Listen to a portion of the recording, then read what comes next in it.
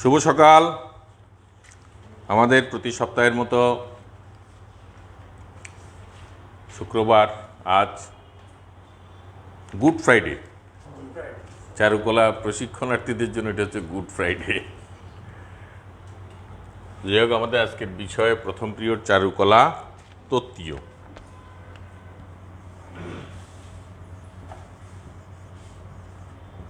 এটা তত্ত্বীয় অংশের course 2। Course আমরা পড়াচ্ছি এখন বাংলাদেশের সংস্কৃতি সভ্যতা, না আজকে সভ্যতার অংশটা বেশি বলবো। এটা আমরা যে আগে পড়িয়েছি যে প্রাচীন শিল্পকলার ইতিহাসের মধ্যে, ওখানে অনেক কিছু চলে আসছে কিন্তু সভ্যতা। তবু আজকে একটুখানি করবো যে কোন কোন ইন্ডিকেটরগুলি দিয়ে আমাদের এই বাংলাদেশের সভ্যতার ছোঁয়া লেগেছিল। যাই হোক, বিষয়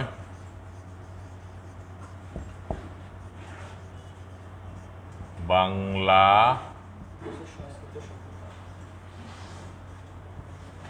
দেশের সংস্কৃতি ও সভ্যতা। আজকে পড়াবো আমরা এই সভ্যতার অংশ। আজকে তারিখ হচ্ছে কয় তারিখ? 24 না? 24/9/21।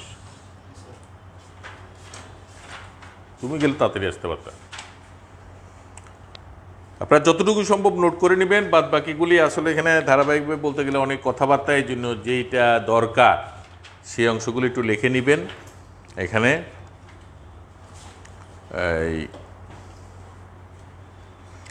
আজকে মূলত আমরা জানি প্রাচীনকাল হতেই এই বঙ্গদেশ কৃষি এবং একটার মানে এটার অর্থনৈতিকটা যেভাবে ডেভেলপ করে তার উপরেই সংস্কৃতিটা তৈরি হয়। বেসিক স্ট্রাকচার হচ্ছে ইকোনমিক্স। যে কোনো সোসাইটির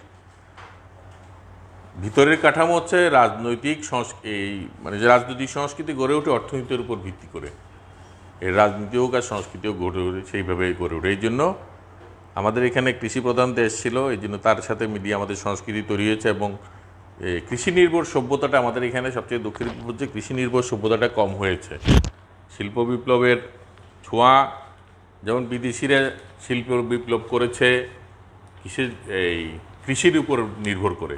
ওরা কৃষি উৎপাদনটাকে আরও সহজ করার জন্য বিভিন্ন কলকারখানা আবিষ্কার করে এখানে বিভিন্ন ইঞ্জিন আবিষ্কার করেছে। এতে করে একটা ছোট জায়গায় একটা বড় বড় খেতে আমাদের এখানে এই যে বসে বসে কামলা ধরিয়ে ধান কাটা, ধান রোপণ করা, এগুলি সব মেশিন হয়ে গেছে বাইরে। আমাদের এখনও সে ম্যানুয়াল পদ্ধতিতে।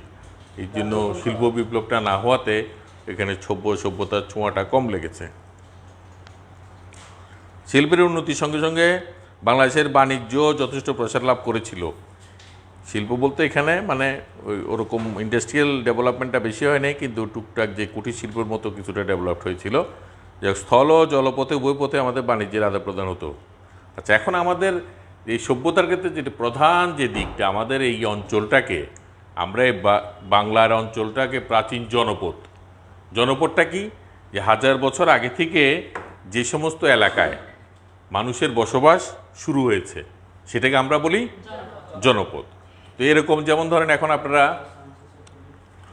যেমন আমরা অনেক জনপদের নাম জানি বাইরে। আমাদের বাংলার যে প্রাচীন জনপদ এগুলো হচ্ছে কি জিনিস আমরা জানি? বঙ্গ, যেমন প্রাচীন জনপদ।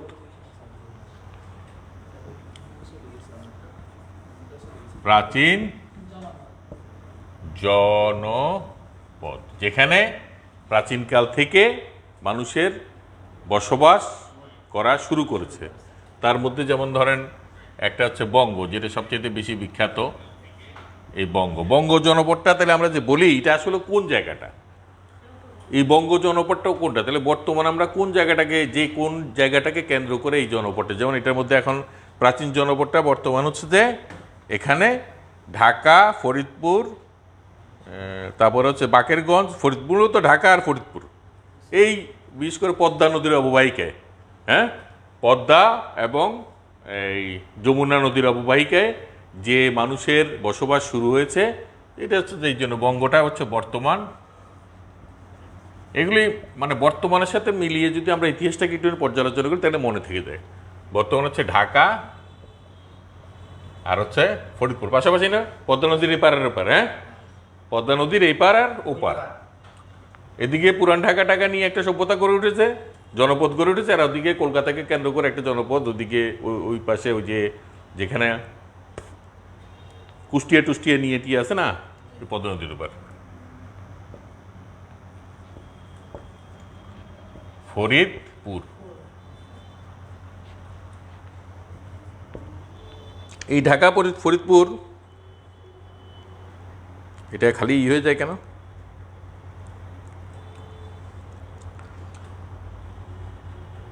এখানে একটা জিনিস চিন্তা করেন যে এটা এটা তাহলে যেই সভ্যতাগুলি তৈরি হয়েছে তার একটা ইন্ডিকেটর হচ্ছে এখানে ব্রাহ্মী লিপির মানে লেখা, তাই না? ব্রাহ্মী লিপির, এটা একটা ব্রাহ্মী লিপি লিখে দিই।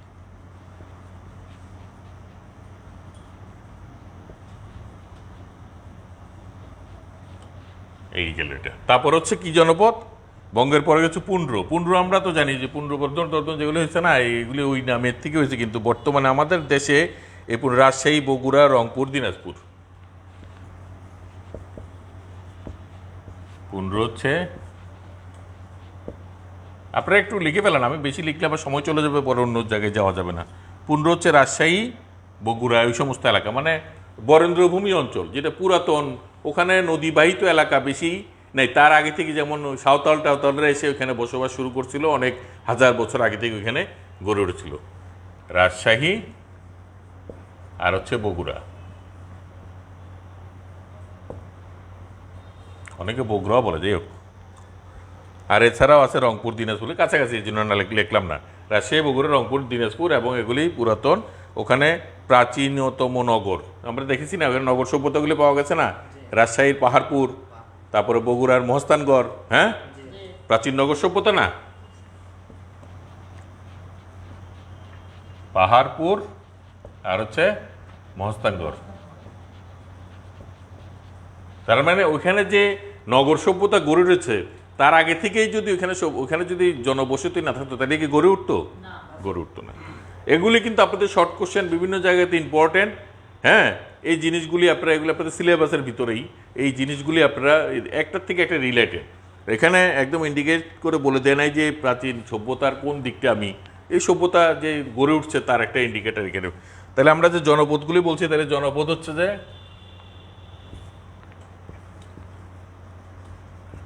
জনপদ বঙ্গ, পুন্ড্র, এগুলি আমরা নাম শুনেছি। এছাড়া আমাদের হচ্ছে যেটা একটা আছে, যেমন এটা হচ্ছে যে বরেন্দ্র, রাঢ়, গৌড় সমতট। বরেন্দ্র উত্তরবঙ্গ, আরও উত্তরে, দিনাজপুরের আরও উত্তর দিকে, এটা ঠিক। রাজশাহীটা হচ্ছে যে উত্তর পশ্চিম, আর বরেন্দ্র হচ্ছে আরও উত্তরে, যেটা একদম দিনাজপুর, ঠাকুরগাঁ ওই সমস্ত এলাকায় যেগুলি গড়ে উঠেছে। আর হচ্ছে যে উত্তরবঙ্গ, ওখানে স্বাধীন স্বতন্ত্র জনপদ ছিল। রাঢ় হচ্ছে যে ভাগীরথী নদীর পশ্চিমে, এটা ভারতের মধ্যে পড়ছে, এখানে ভারতীয় এবং কিছু একটা প্রভাব তো আমাদের এদিকে আছেই। গৌড় হচ্ছে পশ্চিমবঙ্গের মালদা, মুর্শিদাবাদ, এই সমস্ত এলাকা ওখানে গড়ে উঠেছে। আর সমতট, দেখেন সমতট একটা ইম্পর্টেন্ট, সমতট কিন্তু আমাদের এই প্রাচীন বাংলার এই কুমিল্লা এবং নোয়াখালী, এটা কিন্তু একটা প্রাচীন জনপদের একটা অংশ। তাহলে সমতটটা আমি সমতট লিখে দিই, আরগুলি লিখলাম না। সমতট হচ্ছে কুমিল্লা,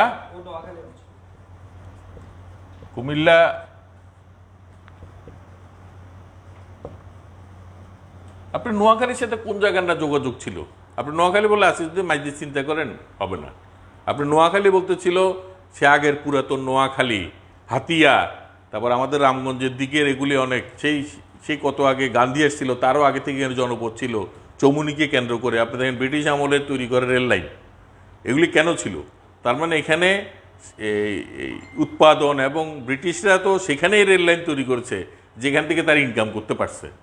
ব্রিটিশরা কিন্তু আমাদের এখানে তেমন কোনো প্রাতিষ্ঠানিক সভ্যতা তারা গড়ে তোলেনি। আমরা ব্রিটিশদের থেকে সভ্যতা নিয়েছি, আলংকারিক সভ্যতা করে নিয়েছি, কিছু ইন্ডাস্ট্রিয়াল গুডস আমরা নিতে পেরেছি, কিন্তু সাংস্কৃতিক সভ্যতা তাদের কাছ থেকে আমরা পাইনি। আমরা বরঞ্চ যে এর আগে যে এটা আসবে পরবর্তী সময়ে বিভিন্ন যেই শাসক গোষ্ঠী আমাদেরকে পরপরই করছে, শাসন করে গেছে, তাদের থেকে আমরা পেয়েছি। এটার এই সভ্যতা সে দুইটা হবে, একটা যে বঙ্গীয়, যে বিভিন্ন সময় যে আমাদের বিভিন্ন রাজা বাদশারা শাসন করছে, তারপরে মুসলিম এবং মোগলরা আসছে। এরপরেই তো 200 বছর শাসন করলো ইংরেজরা, তারপর আমরা স্বাধীনতার দিকে আস্তে আস্তে চলে গেছি, তাই না? এটা হচ্ছে যে একটা স্বাধিকারের আন্দোলনের ব্যাপার, কিন্তু এটার সাথে কেন্দ্র করে কি কি জিনিসটা কোন সময় পেয়েছে সেটা। তাহলে এটা হচ্ছে যে আমাদের তাহলে সমতটটা কি কুমিল্লা, এবং এটা মনে রাখবেন। আর হচ্ছে আমাদের দেশের মধ্যে আরেকটা আছে হরিকেল, যেটা এটা ইম্পর্টেন্ট। এটা হচ্ছে সিলেট পাহাড়ি এলাকায় যেটা আছে এটাকে আমরা হরিকেল বলি, সিলেট, সরি, ঠিক আছে? এই হচ্ছে ব্যাপার। যেমন আমাদের সমতটের মধ্যে কে দেখেন, হিউয়েন সাং সমতট ভ্রমণ করে বিভিন্ন বিবরণ প্রকাশ করেছেন। হিউয়েন সাং হচ্ছে কে, চীনের পর্যটক না? উনি এই সমস্ত এলাকায় এসে এখানে এটা তৈরি মানে এই সম্পর্কে ওনার লেখায় পাওয়া যায়। এরপরে আমাদের এই বঙ্গ অঞ্চলে যে সমস্ত প্রভাবগুলি আমরা দেখেছি, সেটা যেমন আলেকজান্ডার যে আমাদের এই দিকটা আক্রমণ করেছিল, আমাদের এই পাক ভারত উপমহাদেশে আক্রমণ করেছিল, তার একটা প্রভাব। কারণ আলেকজান্ডার কিন্তু সক্রেটিস, প্ল্যাটো এবং অ্যারিস্টটলের শিষ্য। প্রথমত সক্রেটিস, তারপর প্ল্যাটো, তারপর অ্যারিস্টটল, এরা তো একজনের পর একজন, কিন্তু আলেকজান্ডার ছিল অ্যারিস্টটলের শিষ্য, ঠিক আছে? খ্রিস্টপূর্ব 335 থেকে 387 মধ্যে উনি এখানে আসেন, এবং উনি এই যে চন্দ্রগুপ্তের সেনাপতিকে পরাজিত করেন। তাহলে তার একটা এই যে ইউরোপীয় একটা প্রভাব, গ্রিক বিল না আলেকজান্ডার, তাহলে ভূমধ্য সাগর থেকে এসে তার একটা প্রভাব তার। এরপরে আসেন বাংলা, মৌর্য বংশ আসছে। মৌর্য বংশ আমরা জানি, মৌর্য বংশ আমরা যখন পড়িয়েছিলাম না এগুলো প্রথম দিকে, মৌর্য বংশের অ্যাচিভমেন্টটা কি? উনি বৌদ্ধ ধর্ম গ্রহণ করে বৌদ্ধকে রাষ্ট্রীয় ধর্ম হিসেবে ঘোষণা করেছেন, এবং ওনার সময় একটা ঐক্য রাষ্ট্র প্রতিষ্ঠার একটা চেষ্টা করেছে, এবং পাটালিপুত্র এখানে এটাকে কেন্দ্র করে এখানে যে বড় বড় যে এইগুলি গড়ে উঠেছিল বিশ্ববিদ্যালয়, এগুলি মৌর্য বংশেই গড়ে উঠেছিল। সোমনাথ বিহার এগুলি সব বৌদ্ধ ধর্মের কনস্ট্যান্টাইন বলা হয় তাকে, যে গেল। তারপরে আসেন গুপ্ত বংশ, এগুলো আমি ডিটেল আর পড়াচ্ছি না, যেহেতু আগে পড়িয়ে ফেলছি, কিন্তু সভ্যতার সাথে এগুলি রিলেটেড। এই জন্য আমাদের বঙ্গীয় সভ্যতা ধাপে ধাপে, যেমন ওই সময়ে কিন্তু আমাদের এখানে যেটা এখন বর্তমান যুগে আমরা খনন করে পাচ্ছি, কোনটা উয়ারি বটেশ্বর, যেটা পড়াচ্ছিলাম না আপনাদেরকে, উয়ারি বটেশ্বরে কিন্তু ওই সময়কাল থেকেই সভ্যতাটা গড়ে উঠেছিল, এবং এটা পুরাতন ব্রহ্মপুত্র নদীর এই অববাহিকায়। কারণ পুরাতন ব্রহ্মপুত্র নদী কিন্তু মূল স্রোতটা এটা ময়মনসিংহের ওদিক দিয়ে বিভক্ত হয়ে ময়মনসিংহ শহরের ভিতর দিয়ে এসে ঢাকার উত্তরাঞ্চলের ভিতর দিয়ে এসে মেঘনা নদীতে পতিত হয়েছে। এই জায়গায় কিন্তু একটা পুরাতন সভ্যতা গড়ে উঠেছিল। এমন যদি আমাদের যেমন চন্দ্রগুপ্ত দ্বিতীয়, আপনারা নাম শুনেছেন, যেমন কবি কালিদাস, এটা একটা সভ্যতা। তো কালিদাসের সময় মেঘদূত একটা কাব্য লিখছেন আছে, আপনারা যারা বাংলায় পড়েছেন বা হিস্ট্রি অফ সাহিত্য জানেন, তারা তো আর্যভট্টের নাম আমরা শুনেছি। এরা মোটামুটি চন্দ্রগুপ্তের সময় তারা সভা অলঙ্কৃত করেছিল, তাদের সাহিত্য সভাটা অলঙ্কৃত করেছিল। তাহলে তখনকার সময় চন্দ্রগুপ্তের সময়ও কিন্তু এই জিনিসগুলি পৃষ্ঠপোষকতা করা হয়েছিল। এরপরে আসেন চন্দ্রগুপ্তের সময়, গুপ্ত বংশের পরবর্তী সময়গুলি। আসলে এই গুপ্ত বংশে আর কি কি অ্যাচিভমেন্টগুলি আছে আমরা দেখি। যেমন নালন্দা বিশ্ববিদ্যালয় হর্ষবর্ধনের সময়, এটা হচ্ছে যে গুপ্ত পরবর্তী যুগ। গুপ্ত বংশও শুরু হয়েছে, আবার গুপ্ত পরবর্তী যুগে এই নালন্দা বিশ্ববিদ্যালয়, যেটাকে পৃথিবীর ইতিহাসে বিশ্ববিদ্যালয়ের কনসেপ্টটা পৃথিবীর ইতিহাসে প্রথম বিশ্ববিদ্যালয় বলা হয়, সেটা কিন্তু আমাদের এই পাক ভারত উপমহাদেশের মধ্যেই তৈরি হয়েছে। তাই দেখেন, তাইলে কারণ আমরা জানি প্রাচীন শিক্ষা প্রতিষ্ঠান হচ্ছে সক্রেটিসের। উনি কিন্তু কোনো প্রতিষ্ঠান গড়ে তুলেন নাই, উনি ডায়লগ করে করে মানুষকে শিখাতো। এই জন্য সক্রেটিসের, প্ল্যাটো, অ্যারিস্টটল, হ্যাঁ, ওনাদের সাথে কিন্তু ওই মানে একজনের সাথে একজনের তর্ক বিতর্ক কিন্তু হতো।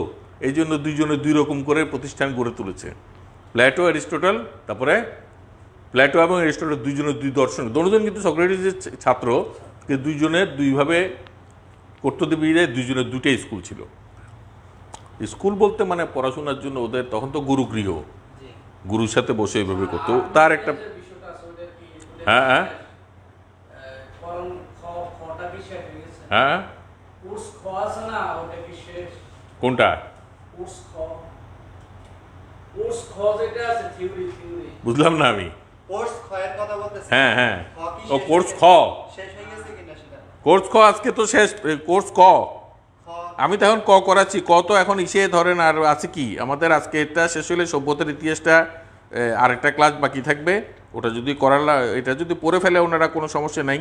এটা এখন একটু তাড়াহুড়া করা হচ্ছে, উনি আপনাদেরকে কিছু মেসেজিংয়ে কিছু কথাবার্তা হয়েছিল না, এগুলো নিয়ে পরে আমরা কথাবার্তা বলবো, মাঝখানে যে কথা হবে কীভাবে তাড়াতাড়ি শেষ করা যায়, তারপর আপনাদের ক্লাসগুলি যত তাড়াতাড়ি সম্ভব শেষ করে ফেলে কোর্সটা যদি শেষ করে ফেলা যায়, আরও 2-3 মাস যদি সময় পাওয়া যায় পরীক্ষার আগ পর্যন্ত, তখন আপনাদের কোর্সটা তো সম্পূর্ণ ফাইনাল পরীক্ষার আগ পর্যন্ত, তাই না?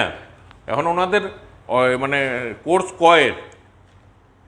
ক বলতেছি মানে ফার্স্ট সেমিস্টারের পরীক্ষাটা কত নাগাদ হতে পারে যদি ওইটা কনফার্ম হয়? 2 মাস। তো 2 মাসের ভিতরে আমরা কোর্স কত শেষ করে ফেলতে পারবো? হ্যাঁ, এটা কোনো সমস্যা না, মানে প্রথম সেমিস্টারের কোর্সটা আমরা 2 মাসের মধ্যে শেষ হয়ে যাবে। কারণ আর ব্যবহারিকটা আমি যেটা বারবার একটু আগেও আলোচনা করতেছিলাম, আসলে থিওরি তো আপনারা কাভার করে ফেলতে, এই জন্য আমরা থিওরি ক্লাস কমিয়ে দিচ্ছি না, এখন ডেলি একটা করে আমিও নিচ্ছি, সায়েন্সেরও নিচ্ছি, এখন শেষ হয়ে যাবে এটার।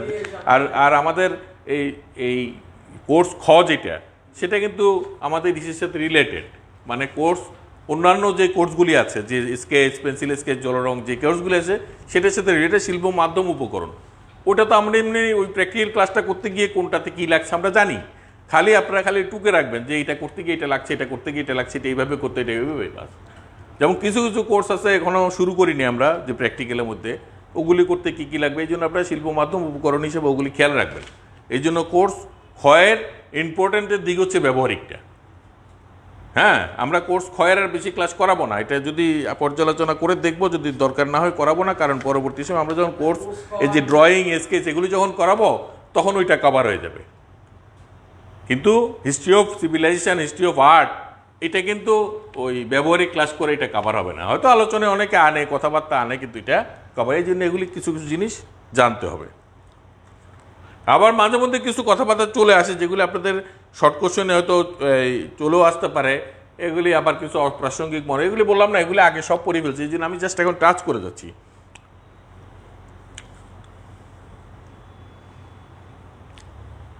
এরপরে আসেন আমাদের যে পাল বংশ পড়িয়েছিলাম, যে পাল বংশের মধ্যে অ্যাচিভমেন্টগুলি কী কী ছিল, আমাদের বাংলাদেশের সাথে রিলেটেড অ্যাচিভমেন্টগুলি কী কী ছিল।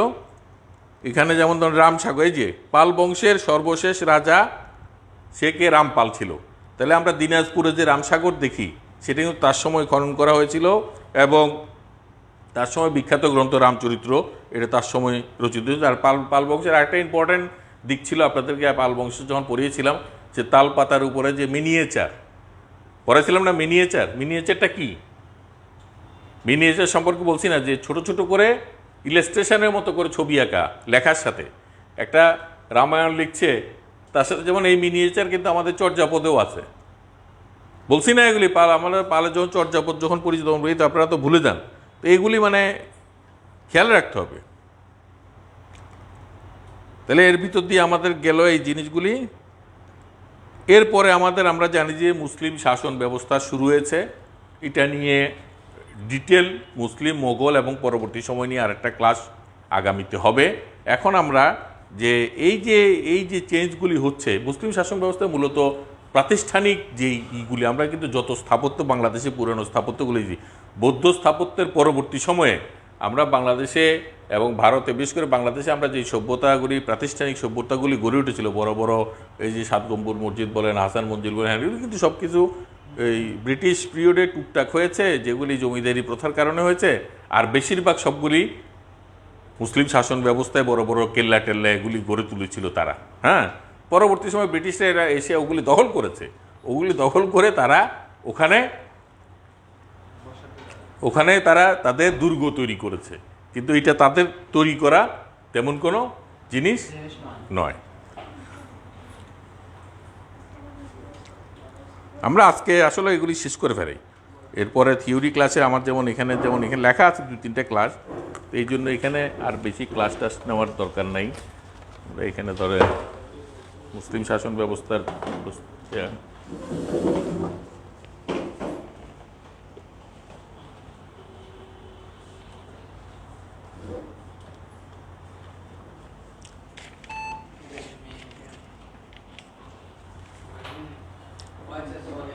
এখন আমাদের শাহিন স্যার আপনাদেরকে থিওরির কোন অংশটা পড়াচ্ছে? ভারতীয় শিল্পী পড়িয়ে ফেলছে, এটা শেষ?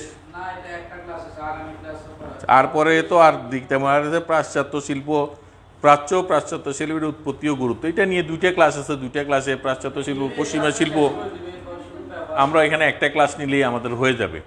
তো আমি আজকে এটা আমাদের 2 নম্বর কোর্সে 2 নম্বর বাংলাদেশে ভারতীয় 3টা ক্লাসে কত ছিল, এর আগে একটা নিয়েছি, আর আজকে একটা নিয়ে এটা শেষ করে ফেলবো। আর 6 নম্বরের কোর্সটা আগামী ক্লাসে আমি পাশ্চাত্যের শিল্পের উৎপত্তি গুরুত্ব, মূলত পাশ্চাত্য শিল্পটাই এখানে। আমরা তো প্রাচ্য সম্পর্কে তো আমরা জানি, আর শিল্পের গুরুত্ব টুরুত্ব এগুলো অনেক বড় ব্যাপার। এগুলো আপনারা মানে শিল্পকলা যে একটা গুরুত্বপূর্ণ ব্যাপার, সভ্যতার সাথে রিলেটেড। আমেরিকানরা এত পয়সাওয়ালা হয়ে গেছে, পরে ওদেরকে জিজ্ঞেস করি কী ব্যাপার, আমরা এত ফার্স্ট ওয়ার্ল্ড ওয়ারের পরে বললো যে আমাদেরকে ওই ইউরোপের ইটালি, ফ্রান্সের মতো সভ্য বলে না কেন, আমাদের তো কি নাই, আমাদের এখানে সব আছে। বড় বড় কবি সাহিত্যিকদেরকে নিয়ে তারা ওখানে পরবর্তী সময় আর কি, তখন বুদ্ধিজীবীরা বলেছিল এবং বলে তুমি ফরাসিদের কাছ থেকে শেখো। তো ফরাসিদের কাছ থেকে শিখতে গিয়ে ওরা তখন দেখলো যে না, আসলে শিল্প সাহিত্য সংস্কৃতির পৃষ্ঠপোষকতা না করলে সভ্য হওয়া যায় না। আমরা স্বাধীন হয়েছি 50 বছর, আমাদের দেশে শিল্প সাহিত্য সংস্কৃতি সভ্য পৃষ্ঠপোষকতা কোথায় পাচ্ছি? এখন আমরা অনেকভাবে কুপমণ্ডুক জায়গায় আমাদের টাকা পয়সা বেশি ইনভেস্ট করার চেষ্টা করি, তারপরে আমাদের ওরকমভাবে এই মানে শিল্প সাহিত্যের ক্ষেত্রে তেমনভাবে ইনভেস্টমেন্ট নাই, কিছু নাই। এই জন্য মানুষ ঘরে একটা পেন্টিং রাখে না, একজন মানুষ। আর ওখানে দেখবেন বিভিন্ন টিভি সিরিয়াল হ্যান তেন বিদেশি আপনারা সিনেমা টিনেমা দেখেন, ঘরের মধ্যে দেখবেন পেন্টিং আছে, স্কাল্পচার আছে, ভাস্কর্য আছে না? তো এগুলি তো রুচিবোধের ব্যাপার, রুচির ব্যাপার, তাই না? এগুলি রাখে তখন তারা।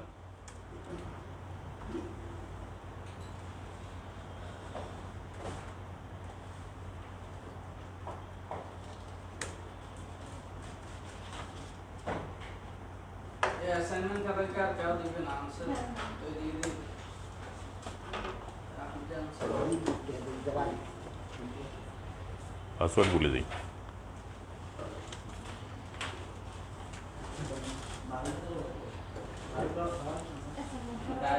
অ্যাসাইনমেন্টের খাতা জমা দিচ্ছে এখন, তো সামনের 2 মাসের খাতা একসাথে নিতে হবে, যা দেখতেছি অবস্থা।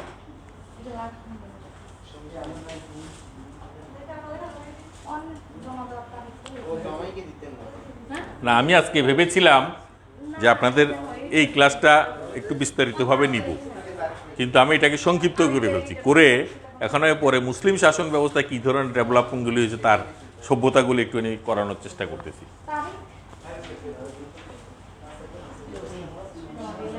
আজকে হচ্ছে 24, তারপরে হচ্ছে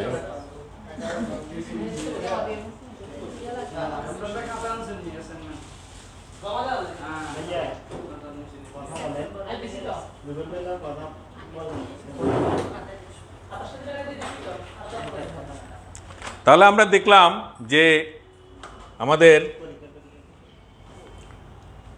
এত অন্ধকার কেন?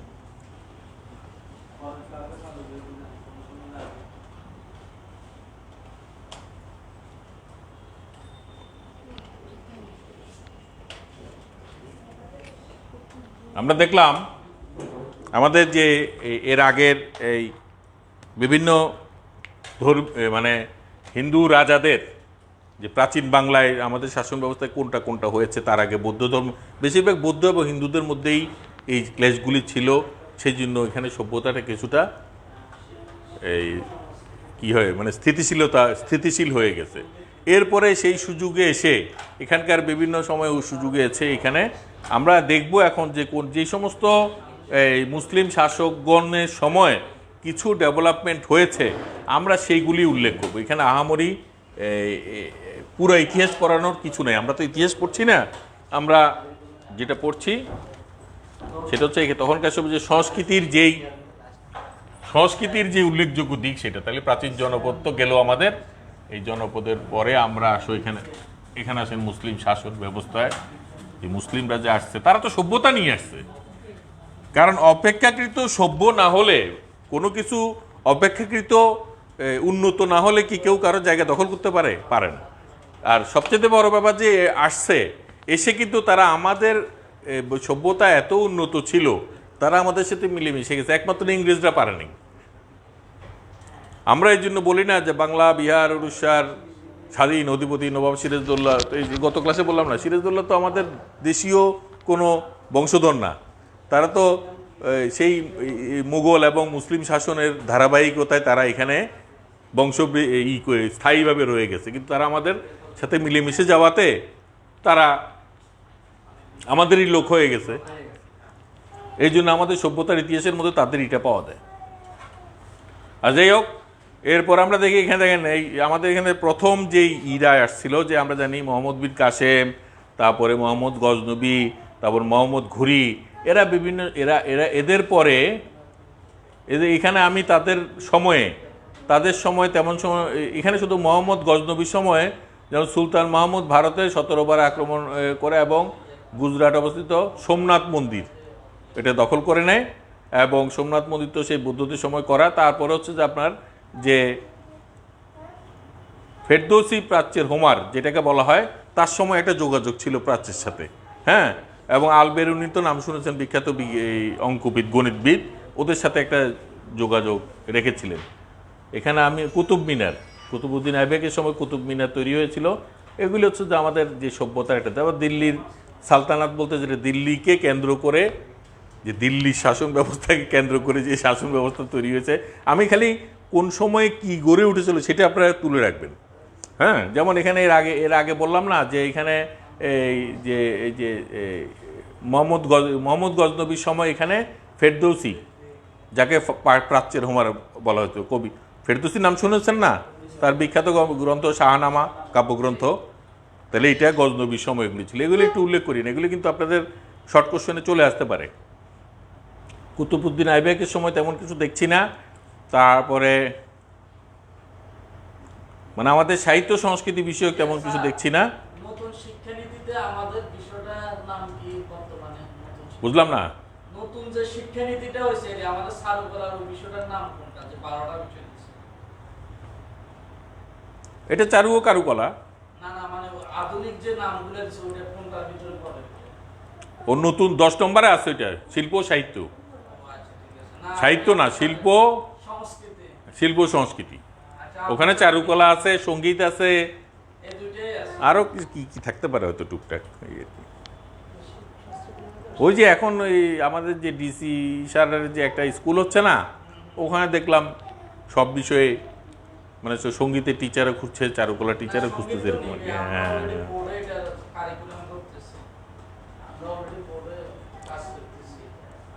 আমাদের লাইন ছুটে যাচ্ছে কথার ভিতরে কথায়। আচ্ছা দেখেন, নাসিরউদ্দিন মোহাম্মদের সময় কি হয়েছিল দেখেন, ফকির বাদশাহ নামে পরিচিত, কোরআন নকল করে এবং টুপি সেলাই, এগুলি কিন্তু একটা সভ্যতার কিন্তু একটা মাপকাঠি, কিন্তু যে এরকম হয়েছিল, তাই না? গিয়াসউদ্দিন বলবন, আমির খুসরু ভারতের তার দরবারে ছিল, যাকে এটা আমি আর কিছু বলছি না, এগুলি আমি টুকটাক কিছু দিচ্ছি, এগুলি আপনারা লিখে রাখেন। তারপরে 24 শতাব্দী গেল, এগুলি দেবকোট দরকার নেই, এটা জালালউদ্দিন খিলজির সময় ভারতের শাসনের গোড়াপত্তন দরকার নেই, এগুলি ইবনে বতুতা। এই যে এখানে আলাউদ্দিন খিলজির সময় ইবনে বতুতা দিল্লির শ্রেষ্ঠ সুলতান বলছে, ইবনে বতুতা বলেছে নিত্য প্রয়োজনীয় জিনিসের দাম নির্ধারণ করে দেন। তারপর হচ্ছে যে এগুলি দাস প্রথা সৃষ্টি হয় তখন, এইভাবে গেল। তারপর আসেন বাংলা স্বাধীন সুলতানি আমলে ফখরুদ্দিন মোহাম্মদ দিল্লি সময়, এইভাবে করে এসে এই যে এখানে যেমন শামসুদ্দিন ইলিয়াস শাহের সময় ইলিয়াস শাহী উপাধি লাভ করেন এবং একলাস দুর্গ উপাধি রাষ্ট্রে গেল। যেমন পাণ্ডুয়ার আদিনা মসজিদ নির্মাণ করেন, সেখানে এটা কিন্তু বিখ্যাত একটা স্থাপনা। আদিনা মসজিদ একটা বিখ্যাত স্থাপনা, এটা সিকান্দর শাহের সময়, সিকান্দর শাহ আদিনা মসজিদ লিখে রাখেন। তারপর গিয়াসউদ্দিন আজম শাহ, এগুলি সুলতানি আমল। গিয়াসউদ্দিন আজম শাহের সময় এই যে বাংলার পৃষ্ঠপোষক ছিলেন, তিনি বাংলা ভাষার পৃষ্ঠপোষক ছিলেন, বাংলা ভাষাকে তিনি এই দরবারি ভাষা হিসেবেই করেছিল, এবং তার আমলেই রামায়ণ অনুবাদ, এবং এগুলি তো সব সংস্কৃত ভাষায় ছিল, তো তার আমলে রামায়ণ অনুবাদ এবং এই যে ইউসুফ জুলেখা যে কি হচ্ছে না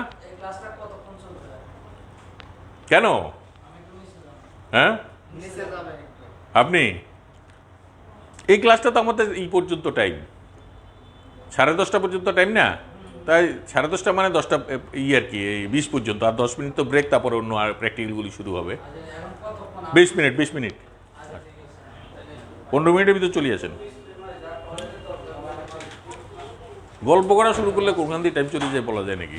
আজকে তো একটু বেশি কেতাবি স্টাইলে ক্লাস করতেছি, তো এই জন্য কারণ তাড়াতাড়ি শেষ করতে হবে, এই জন্য আমি একটু এটি করে নিয়ে আসছি যে এগুলি আপনারা দেখে নেবেন জিনিসগুলি। কারণ ওই যে কালকে থেকে 2-3 দিন আগে থেকে কথা হচ্ছে না যে আপনাদের এই রেজিস্ট্রেশনটা এগিয়ে দিয়েছে। হ্যাঁ, এখন আমি এসে বললাম যে আমি তো তখন আপনাদের ভিতরে ঢুকে কথাবার্তা বলিনি, এটা তো খালি মানে আপনার সেশন এগিয়ে গেলেন, খুশি, আপনারা 6 মাস আগে বেরিয়ে গেলেন, কিন্তু আপনার ক্লাস তো শুরু হয়েছে 6 মাস পরে। তো বাকি 6 মাসের ক্লাস কীভাবে করবে, এগুলো নিয়ে ভাবনার ব্যাপার আছে। আর আপনাদের যে বয়স, হ্যাঁ, সেটা যদি আপনারা কষ্ট করেন, কারণ আপনারা এখনও, আমি বলছি যে আপনারা থিওরি কোনো সমস্যা নেই, আপনারা থিওরি পড়লে বা যেগুলি বলে দিচ্ছি এগুলি পড়লে এগুলির ভিতর থেকে চলে আসবে, পেরে যাবেন। কিন্তু আপনাদের প্রধান সমস্যা হচ্ছে অনুশীলন। আপনারা বাসায় 1 ঘন্টা অনুশীলন করেন না। আপনাদের এখনও ছবি আঁকার মধ্যে, আমি সরাসরি বলি, ছবি আঁকার মধ্যে এখন আপনারা প্রাথমিক স্তরে আছেন অন্তত মানে এই 60 জনের মধ্যে 55 জনের মধ্যে 10 জন একটু ভালো আঁকে, 10 থেকে 15 জন, 5 জন মোটামুটি ভালোই আঁকে, তাদের ব্যবহারিকে কোনো সমস্যা হবে না, আর 10 জন চালিয়ে নিতে পারবে। কিন্তু বাকিরা কিন্তু সবাই যা আঁকেন এমনি তো ফেসবুকে দিয়ে দিচ্ছেন, গ্রুপের মধ্যে দিয়ে দিচ্ছেন, আমি দেখাবো তো কারা কারা কি দিয়েছেন, দেখাবো। এইটার পাসওয়ার্ড আছে এখানকার, কার কাছে? ও লেখি নিয়ে এসো, যাও ওনার থেকে। আমাকে লাইনে ঢুকতে হবে তো। আমি তো বলছিলাম আজকে আপনাদের যখন ক্লাস চলবে প্র্যাকটিক্যাল, তখন আমি ল্যাপটপে এখানে ছেড়ে দিব, তাদেরকে থাকতে বলছি না, ওদেরকে আমি এখানে করেছি, এই জন্য বাসা থেকে আমি ল্যাপটপ নিয়ে জুম আইডি দিয়ে দিয়েছি, তারা জুমে থেকে কাজ দেখাবে, সারাসারি নেই, টাকা পয়সা দিয়ে পড়তেছেন। আর এখন আমাদের একটা দায়িত্ব আছে না, আমরাও ক্লাস নিচ্ছি, টাকা নিচ্ছি না, তো তাই এটা ব্যাপার আছে না। এটা আপনাদেরকে যদি তৈরি করে দিয়ে যদি না পারি, অমুক স্যার চারুকলা প্রশিক্ষণ কোনখান থেকে নিছে, অমুক জায়গায় থেকে নিছে, ওখানে খারা খারা শিখে বদনাম হয়ে যাবে। এমনি অনেক সুনাম টুনাম অনেকেই করে, কিন্তু বদনাম করার জন্য মানুষের অভাব হয় না। যে আমাদের যখন প্রথমে ক্লাস শুরু হয়েছে, এখানে অনেক ভালো ক্লাস হচ্ছে, এখানে ইউনিভার্সিটির টিচাররা যেভাবে ক্লাস নিচ্ছে, ঢাকা থেকে লোকজন উনি আমাকে বলতেছে, আমাদের যেই এই ইঞ্জিনিয়ার সাহেব, তো সেটাই ব্যাপার না। ব্যাপার হচ্ছে যে কারণ আমরাও তো ক্লাস করে আসছি, সুতরাং আমাদের তো যেমন আমি আপনাদেরকে সিলেবাসের এই সমস্ত এই তাত্ত্বিক এই বিষয়গুলি যে এখানে ব্যাখ্যা বিশ্লেষণ করা আছে, বই টুই, এগুলি কিন্তু আমি দেখছি না। অনেকেই বলছেন যে স্যার আপনার আলোচনাতে এর ভিতরে চলে আসছে, এই জন্য আমি বললাম যে এই যে সিলেবাসের মধ্যে যে আমাদের যে এই কোর্স খ যেটা আছে তত্ত্বীয়, এখানে তো আমরা তো যখন ব্যবহারিকটা করব, তত্ত্বীয়টা কি, ব্যবহারিকটা কিভাবে করা হবে সেটা তাত্ত্বিকভাবে শিখা। তো আমাদের এই কোর্স খটা তো খুব একটা ইম্পর্টেন্ট না। আমাদের ইম্পর্টেন্ট হচ্ছে ব্যবহারিক, আর হচ্ছে যে art, history of art, history of civilization, এইটা ইম্পর্টেন্ট, তাই না? ওগুলি আমাদের চলে আসবে, ওগুলি কোনো ব্যাপার না। এই জন্য আমাদের কোর্সটা প্রথম দিকে যা করিয়েছি বোঝার জন্য ঠিকই আছে। আর আমার একটু আমি একটু ভুল করে ফেলছি, প্রথম দিকে ভুল করি না, মানে ওনাদের তো আমার নিজের মতো করে করছি, তো আমি দেখা যাচ্ছে 2-3টে করে তত্ত্বীয় ক্লাস নিয়ে ফেলছি ডেইলি, আমার অনেক কষ্ট হয়েছে, তখন অনেক কিছু আমি পড়িয়ে ফেলছি আপনাদেরকে, অনেক কথা। এখন যে ঘুরে ফিরে দেখলেন না, সব কথাগুলি আগের কথাগুলি চলে আসতেছে, অনেক কথা। কিন্তু এখন সিলেবাসের স্বার্থে, যেমন এখানে 3টে ক্লাস বলেছে, আমি আজকে আর দিব না। আমি আজকে ভাবছিলাম যে ইসলামিক শাসন ব্যবস্থার উপরে, ইসলামিক শাসনের সময় কি কি ধরনের ইগুলি তৈরি হয়েছিল, সভ্যতার যে মাপকাঠি এগুলি তৈরি হয়েছিল, সেগুলি আরেকটা ক্লাসে আলাপ করব। কিন্তু আমি এটা দরকার মনে করতেছি না, আমার আজকে এই অংশটা শেষ করে ফেলবো, আর একটা ক্লাস নিব আপনাদের শুধু ইসের উপরে। আগামী ক্লাসটা আমার চেষ্টা করো পাশ্চাত্য শিল্পের উৎপত্তি, গুরুত্ব, পরিচিতি, এর উপরে একটা ক্লাস নেওয়ার চেষ্টা করবো, বুঝছেন? এটা নিয়ে আমাদের পুরা কোর্স আর খ শেষ হয়ে যাবে। আর সায়েন্সেরও আজকে হয়তো আগামীকাল আপনাদেরকে ভারতীয় শিল্পীদের মধ্যে ক্লাস তো বোধহয় এর আগে কটা নিছে, ভারতীয় শিল্পীদের একটা নিছে না, আর একটা আজকে যদি নেয় তাহলে শেষ হয়ে যাবে। শেষ হয়ে গেলে বাকিগুলি আপনারা দেখে নেবেন। আর আপনাদের ক্লাস 5, 6 to 8, এই 6 to 9 পর্যন্ত যেই স্কুলের বইগুলো আপনাদেরকে প্রথমেই বলছিলাম না, এটা ম্যানেজ করে ফেলেন, দেখবেন যে ওইখান থেকে বলে। আর আপনাদের প্রশ্ন সব ওইখান থেকেই হবে, আপনাদের যে প্রশ্নগুলি হবে ওখান থেকেই হবে। কিন্তু মানে ক্লাস 6 থেকে ক্লাস এই 9 পর্যন্ত যে চারুকলা বই আছে জি আপনাদের প্রশ্ন সেখান থেকেই হবে। ওখানে শিল্প মাধ্যমও আছে, ওখানে শিল্পকলার ইতিহাসও আছে, ওখানে সংস্কৃতির ইতিহাসও আছে, সংস্কৃতি সভ্যতা আছে, সব কিছু আছে ওখানে। কে বাবু বেড়াতে আসছ? কে এটা? হ্যাঁ, ওকে নিয়ে এসছেন যে? পড়াশোনা করার বেড়ানো কি এক জিনিস? হুম, হ্যাঁ, আপনারা কি ভাইয়ের কাছে থাকেন? কি দরকার বাচ্চা কাচ্চাদেরকে ঘর থেকে বের করার দরকার আছে? এখন যত বেশি পরিমাণে বাসায় থাকবে ততই ভালো। গত কয়েকদিন আগে দেখলেন না কোন জায়গায় দুজন মারা গেল পরপর একটা স্কুলে, উত্তরবঙ্গের দিকে বোধহয় কোন একটা স্কুলে। হ্যাঁ, প্রথমে একটা ক্লাস 10-এর মেয়ে মারা গেছে, পরে সবাই টিকা পরীক্ষা টরীক্ষা করে দেখছে সবাই নেগেটিভ আছে স্কুলের। তারপর 2 দিন পরে স্কুল খুলছে, 4-5 দিন পরে 1 সপ্তাহ পর আবার ক্লাস 8-এর মেয়ে একটা মারা গেছে। ওইটা মেয়েদের স্কুল বোধহয় সম্ভবত। যাই হোক, এটা যে প্রচুর আমাদের এখানে যে প্রচুর হচ্ছে, মানে এই কি বলে সংক্রামিত হচ্ছে সেটা না, সংক্রামিত হার কমে আসছে, 5-এর থেকে 5-এর মধ্যে এখন আছে, 5-5-এর থেকে প্লাস মাইনাস হচ্ছে। তো এটা তো কম না, তাই না? সংক্রমণের হার আর মৃত্যুর হারও কমে আসছে, মৃত্যুটাও কমে আসছে। তো এখন গত বছরও তো এরকম সময় কমে আসছিল।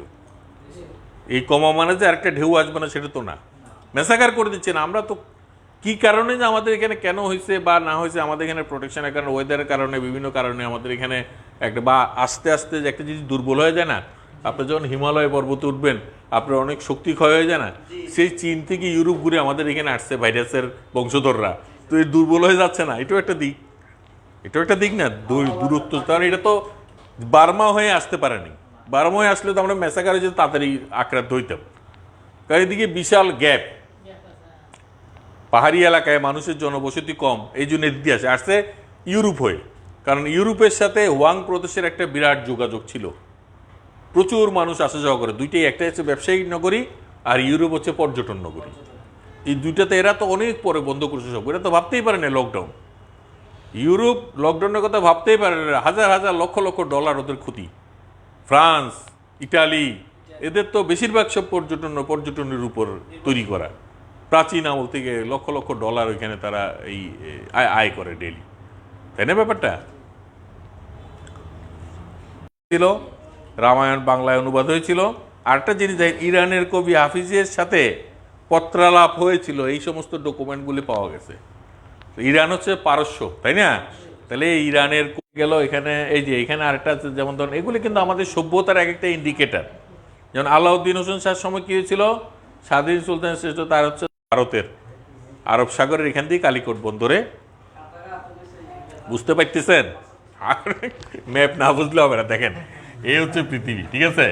এখানে হচ্ছে যে আপনার আমেরিকা, আর এখানে হচ্ছে আপনার ইউরোপ, এশিয়া, এগুলি হচ্ছে। ইউরোপ থেকে যখন জাহাজ আসে এই দিক থেকে, ভূমধ্য সাগর থেকে এসে, এখান থেকে এসে লোহিত সাগর হয়ে, এখান দিয়ে সুয়েজ খাল পার হয়ে, এখান দিয়ে সোজা এসে ভারত মহাসাগরে পড়ে, এই আরব সাগরে পড়ে। এই আরব সাগর ঘুরে এসে এখান দিয়ে এসে বঙ্গোপসাগর। আর তখন ভাস্কো দা গামা কি করছে, আটলান্টিক মহাসাগর ঘুরে এখান দিয়ে আফ্রিকা মহাদেশে উত্তর অন্তরীপ হয়ে এদিক দিয়ে এসে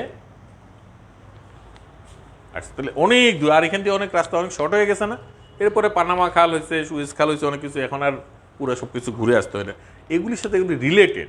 আর ওরা কতটুকু সভ্য বিধায় এবং কতটুকু এই মানে তাদের সাহস আছে বুকে, আর এটা সার্ভাইভাল অফ দ্য ফিটেস্ট, তাদের সার্ভাইভ করার জন্য দরকার ছিল। ইউরোপের বিভিন্ন জায়গায় নিজেকে যোগাযোগ করা, তাদের একটা তারা সভ্য জাতি, তাদের প্রচুর অর্থ সম্পদ দরকার, তারা তখন থেকে তারা সাম্রাজ্যবাদী।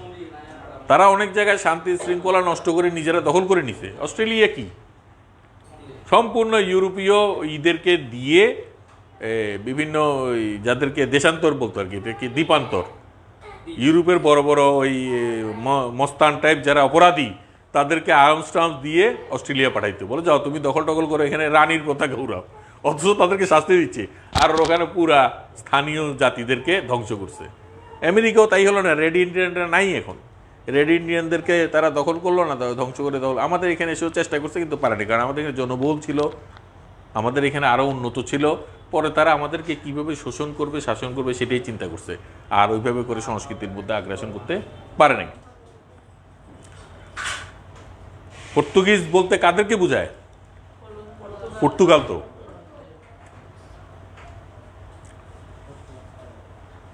তো এই হলো ব্যাপার।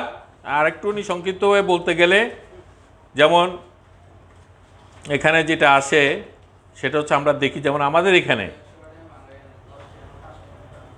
1540 সালে বাংলা দখল করেন পর্তুগিজরা, হ্যাঁ, এবং আফগান শাসন প্রতিষ্ঠা করেন আফগানের রাজা, ওইটা বাংলা আফগানিস্তানিরা যারা মগিরা আর কি, মোগলরা, তারা, এবং চট্টগ্রামে পর্তুগিজদের দখল করেছিল, যেহেতু এটা বন্দর, এদেরকে বিতাড়িত করার চেষ্টা করেন।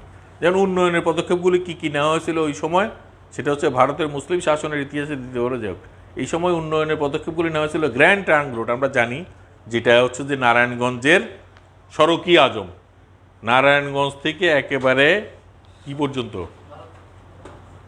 এটা ইউরোপের পর্যন্ত একটা ট্র্যাঙ্ক রোড তৈরি করে। ভারতবর্ষের ঘোড়ার ডাক, এটা তখন ইসলামিক শাসনের সময় এটা শুরু হয়েছিল। ঘোড়ার ডাক কি, ঘোড়া যে ডাকে সেটা না, মানে ডাকর ঘোড়া, ঘোড়ায় করে এক জায়গা থেকে আরেক জায়গায় চিঠিপত্র আদান প্রদান করার যে নিয়মটা, সেটা শুরু হয়েছিল। তারপরে ভারতবর্ষের নাম, দাম নামও দেখেন, আমরা বলি এটা দাম কত, দাম কিন্তু একটা মুদ্রার নাম, তাই না? মানে এই জিনিসটা নিতে গেলে দাম কয়টা দিতে হবে, মুদ্রার নামটাই ছিল দাম। এই দাম নামক মুদ্রার প্রচলন হয়েছিল।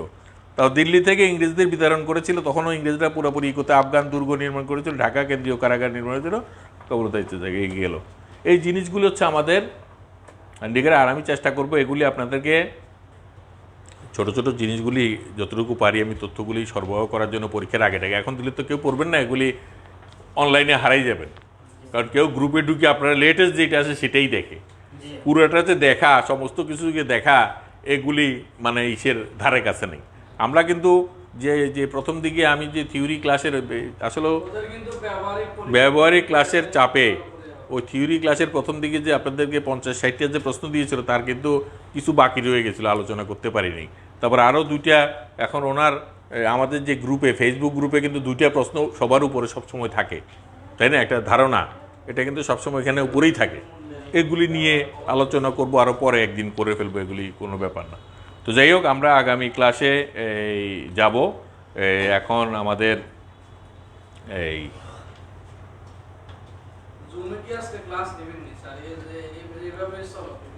হ্যাঁ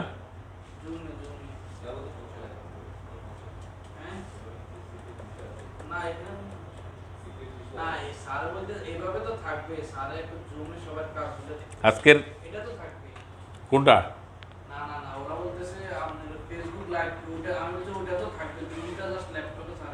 বুঝলাম না। হ্যাঁ বলেন, জোরে বলেন।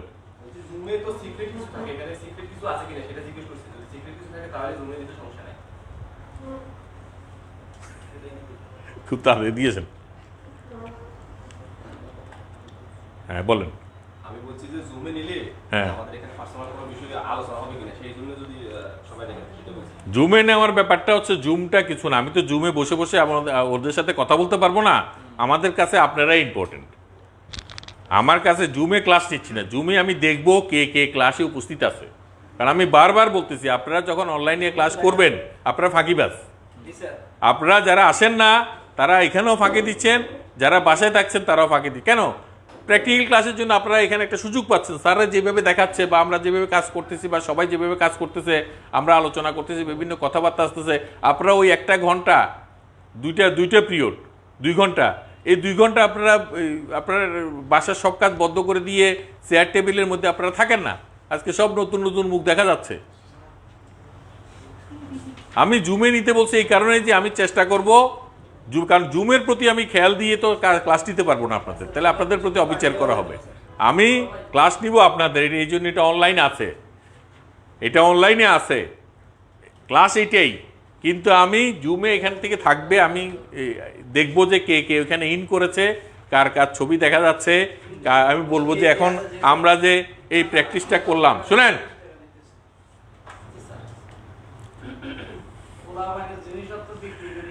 এখন আমরা যে শুনুন, আপনারা দেনা দেনা পাওনার কাজটা অন্তত ক্লাস টাইমে করেন না এইটা, কারণ আমাদের প্রতিটা ক্লাসের পরেই 10 মিনিট একটা গ্যাপ আছে, আর আধা ঘন্টা আগেও আসতে পারেন। উনি তো আধা ঘন্টা গ্যাপ 45 মিনিট আগে অফিসে বসে থাকে। হ্যাঁ, তো তাইলে তো আধা ঘন্টা এগিয়ে এসে বা ছুটির পরে করেন, ছুটির পরে করেন, কোনো সমস্যা নেই। হ্যাঁ, সেটাই। তো যাই হোক, আমাদের এই আজকের এই আমি কিন্তু আপনাদেরকে আমি আবার বলছি, যেহেতু আমাদের এই মানে সাজেশনটা আমাদের অনুযায়ী পরীক্ষার কোর্স যেহেতু আগে ছিল জুলাই থেকে জুন, মানে জুলাই 21 থেকে 22শে জুন পর্যন্ত ছিল, কিন্তু ওনাদের বোর্ডের সিদ্ধান্ত অনুযায়ী আপনাদের সুবিধার কথা চিন্তা করে, করোনাকালের কথা চিন্তা করে, করোনাকাল থাকলে তো এই কোর্সটা জানুয়ারি থেকেই শুরু হতো, কিন্তু এখন বোর্ড সিদ্ধান্ত নিয়েছে যারা যারা জানুয়ারি থেকে রেজিস্ট্রেশন করতে চান তারা রেজিস্ট্রেশন করে পরবর্তী 2 মাস পরে প্রথম সেমিস্টারের যেই হবে পরীক্ষাটা হবে সেটাতে অ্যাটেন্ড করতে পারবেন, তাহলে তারা এগিয়ে যাবেন, 6 মাস এগিয়ে যাবেন। আর আজকে যেই যুগ, প্রতিযোগিতার যুগ, চাকরির প্রতিযোগিতা, সব কিছু প্রতিযোগিতা, এই জন্য যদি এরকম সুযোগ এসে যায়, এখন একটা কথা বলছে, আমাদের তো প্রাতিষ্ঠানিক ব্যাপারে পরে আবার হতাশ হয়ে যাবে, এই জন্য এত উৎসাহিত হওয়ার কিছু নাই। মাথায় রাখেন যে হ্যাঁ, হলে আমরা জানুয়ারি থেকে যে কোর্সটা হবে সেটাতে আমরা রেজিস্ট্রেশন করব, ঠিক আছে? কিন্তু শর্ত আছে। শর্তটা কি? আপনাদের তো ওই যে বললাম ব্যবহারিক, আপনাদের থিওরি নিয়ে আমি কোনো প্রশ্ন তুলছি না, এই জন্য আমরা থিওরি ক্লাস কমিয়ে ফেলছি। প্রথম দিকে প্রচুর দিন, আমি তো প্রথম দিকে আসলে আমরা যদি মনে করতাম যে একটা থিওরি ক্লাস একটা ক্লাস, যেমন আমি প্রথম দিকে অনেক কষ্ট করে 2টা থিওরি ক্লাস রেডি করে আনছি, ওইটা এনে 2টা নিয়েছে, আমার কষ্ট হয়েছে। কিন্তু এখন দেখছি যে কি থিওরি ক্লাস একটা করে, তখন থেকে যদি প্র্যাকটিক্যাল একটা করতাম, এতদিনে আমাদের কোর্স প্র্যাকটিক্যাল আরও আগে যেত, তাই না? এখন ব্যবহারিক কোর্সের মধ্যে যেগুলি বাকি আছে এগুলি করবেন। মূলত আপনারা পেন্সিল স্কেচ এবং ড্রয়িংটা প্রতিদিন 1 ঘন্টা করে প্র্যাকটিস করেন। পেন্সিল স্কেচ, ড্রয়িং সব কিছুর বেসিক হচ্ছে এটা। আপনি ড্রয়িংটাই ঠিক হলেন, আপনার রং দিয়ে কি লাভ, তাই না? আপনি আলো ছায়ায় বুঝলেন না, আপনি রং দিলে রং এটা ঠিক মতো হবে না, কোথায় গাঢ় হবে, কোথায় আপনার পার্সপেক্টিভ আলো ছায়ার মধ্যে পার্সপেক্টিভ আছে না, আপনাদের ড্রয়িংয়ের মধ্যে পার্সপেক্টিভ বুঝিয়েছি না, এগুলি করবেন না, এটা হবে না। যাই হোক, আমাদের বাংলাদেশের সংস্কৃতি আমরা পড়েছি এর আগের ক্লাসে, যে সংস্কৃতি কি, যে মানুষ আচার আচরণের দিকটাই হচ্ছে সংস্কৃতি। এই আচার আচরণিক দিকটা কিভাবে তৈরি হচ্ছে আমাদের যে প্রাকৃতিক অর্থনৈতিক যে ব্যবস্থা, তার সাথে স্ট্রাগল করতে গিয়ে, তার মধ্যে বসবাস করতে গিয়ে আমরা কিছু সভ্যতা, আমরা কিছু অভ্যাস রপ্ত করতেছি, সেটাই আমাদের সংস্কৃতি, তাই না? বিয়ের পরে হিন্দুর মেয়েরা সিন্দুরের ফোঁটা দিতে হবে, এটা বিশ্বাস, সংস্কৃতি, ধর্মীয় বিশ্বাসের কারণে এই সংস্কৃতি গড়ে উঠেছে। হ্যাঁ, এটা অনেক সময় মনে করে যে এই সিঁদুরের টিপ না দিলে স্বামীর অমঙ্গল হবে, সিঁদুর না দিলে স্বামীর অমঙ্গল হবে, এই কথা চিন্তা করে মেয়েরা এটার থেকে দূরে পড়তে চায় না। ঠিক ইসলামিক সংস্কৃতির কারণেও যে মেয়েরা যেভাবে চলাফেরা করে এটা সেই সংস্কৃতি। হ্যাঁ, এই ধরনের ব্যাপার স্যাপারগুলো এটা আমাদের এখন গড়ে উঠেছে। তার আগে তো আমাদের একসময় এরকম ছিল না। আজকে থেকে 50 বছর আগে ঢাকা বিশ্ববিদ্যালয়ের ছবি দেখলে, ঢাকা বিশ্ববিদ্যালয়ের আপনার বটতলা টটতলা বা এই সমস্ত যে ছবিগুলি আছে, বা আপনি স্বাধীনতার পরবর্তী সময় যে ছবি দেখেন ওইটা দেখেন, আর আজকালকার দিনে ঢাকা ইউনিভার্সিটির ছবি দেখেন কালচারের, পোশাক আশাকের কালচারের কত পার্থক্য আপনি বুঝতে পারবেন। তা আমরা কি তখনকার সময় সভ্য ছিলাম না? এখনকার সময় সভ্য মাঝে মধ্যে আমার কাছে একটুখানি আমি হয়ে যাই। হ্যাঁ, একটু ছবিগুলি দেখলে আর কি। তো যাই হোক, এটা নিয়ে ব্যাপার না এগুলি। আর শিক্ষকদের তো অনেক ব্যাপারেই জানতে হবে, অনেক ধরনের ওয়াইড চিন্তা করতে, তার থেকে বাইসে বাচ্চাদের কিছু দিতে পারবেন। কারণ আপনার কাছে থাকবই সড়ক কিছু অল্প কিছু জিনিস, আপনি কি দিবেন কি দিতেন না, এটা নিয়ে তো দ্বিধায় পড়ে যাবেন। কিন্তু আপনার যখন প্রচুর থাকবে, আপনি ছোট ছোট করে কিছু দিতে পারবেন। এই জন্যই এত কিছু বলা হয়েছে, এর বাইরে আর কিছু না, তাই না? আর আপনারা যদি প্রচুর কথা বলতে, আপনাদের মধ্যে এরকম কিছু বিষয় আছে, আপনারা অনেক কিছুই, আমারও লাভ হতো, ইন্টারাকশানগুলি তো লাভ হয়, আমারও লাভ হতো, কারণ আপনারা বিভিন্ন জায়গা থেকে আসতেছেন, অনেক অভিজ্ঞতা। আমরা যখন সংস্কৃতির কথা বলি, তাই না? এই সংস্কৃতি বললাম না যে আমাদের এখানে যে একসময় ওই যে মেশিনের ব্যবহার ছিল না, এখন তো ধরেন ওই গাছ 3 তলা 5-6 তলা বিল্ডিং করবে মেশিন দিয়া গাড়ে, যেটা ফাউন্ডেশনের জন্য বললেই গাড়ে বলে আর কি। হ্যাঁ, তখনকার সময় তো হাত দিয়ে টান দিয়ে হেঁয়েও বলে টান দিত, গান গাইতো একই সাথে হওয়ার জন্য, টানটা যাতে একসাথে হয়। তো এই সার্ভাইভ করতে গিয়ে এই কালচারটা রপ্ত করছে। কোনো কালচারই সার্ভাইভের বাইরে নয়। গান, জারি সারি ভাওয়াইয়া, যে কোনো ছবি আঁকা সব কিছুই সার্ভাইভ। আজকের নকশিকাতা এত বিখ্যাত কেন? নকশিকাতার মধ্যে ক্রিটিকরা, যারা গবেষক, তারা দেখেছে যে একজন রমণীর, একজন যারা নকশিকাতাগুলি সেলাই করেছে তাদের সুখ দুঃখের কাহিনী বর্ণিত হয়ে গেছে এটার মধ্যে, এবং সেই নকশিকাতাগুলি এখনো জাদুঘরে আছে। এখন তো অনেকে নকশিকাতা গ্রামের অর্ডার দিয়া, ওই যে আমাদের অটোবি কি বলে না, অটোবি না কি বলে, আরং টারং আছে না, এরা গ্রামে সমিতি করে অর্ডার দিয়ে 1-2 হাত সমান নকশিকাতা বানায় এদের থেকে 50-60 টাকা করে কিনে নিয়ে 5,000-10,000 টাকা করে ঢাকা শহরের বড় বড় শোরুমে বিক্রি করে। তো এগুলি জাস্ট কেউ এঁকে দিচ্ছে আর তারা সেলাই করতেছে। এগুলি আমরাও এঁকে দিয়েছিলাম কত 8 খরচে থাকতে, নিয়ে আসতো এঁকে দিচ্ছি, আমরা বুঝতে পারি এটা নিয়ে ব্যবসায়ী হয়ে যেতেছে। মানে আরেকজনের মাথায় কাঁঠাল ভেঙে খায় ব্যবসায়ী, মানে তো সেইটা। যারা সত্যিকারের পারে তারা তো ওরাই ধনী হয়ে যাচ্ছে, যারা ওরাই ব্যবসা হচ্ছে সেটা। যে ও মনে করতেছে যে ওর কাছে ঘরে বসে, ওই মহিলা মনে করতেছে ঘরে বসে আছে, আজকের দিনে গার্মেন্টসে এতেও হাজার এটা কালচারাল পরিবর্তন নিয়ে আসছেন। আগে মেয়েরা ঘর থেকে বেরোতো না, কিন্তু এখন তো মেয়েরা ঘর থেকে বেরোচ্ছে, এবং এইটার মধ্যে একটা বিপ্লব এনে দিছে ঢাকা শহরে, চিটাগাং শহরে, বড় বড় শহরগুলিতে গার্মেন্টস ফ্যাক্টরিগুলি। এই সংস্কারটা এবং অর্থনীতি যখন এটার সাথে জড়িয়ে গেছে, এটা নাও করতে পারতেছে না।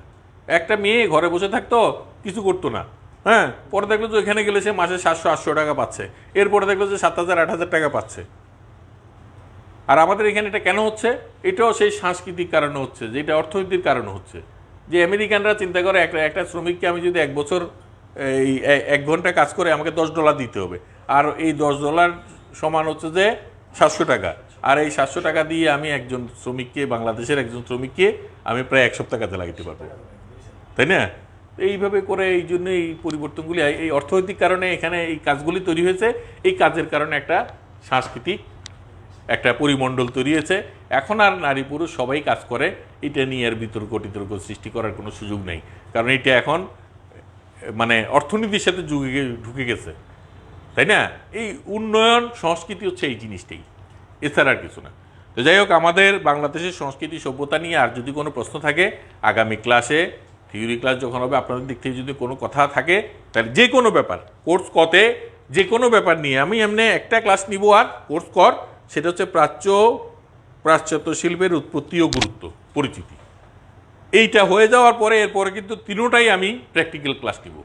আর যদি মনে করি যে দুইটাই নিব, আমরা ক্লাস করাতে কোনো সমস্যা নাই, কিন্তু আপনারা তো হজম করতে পারবেন না। ও তো আমাকে উনি বলতেছিল যে আগামী থেকে কীভাবে 4টা করে ক্লাস নেওয়া যায় কিনা।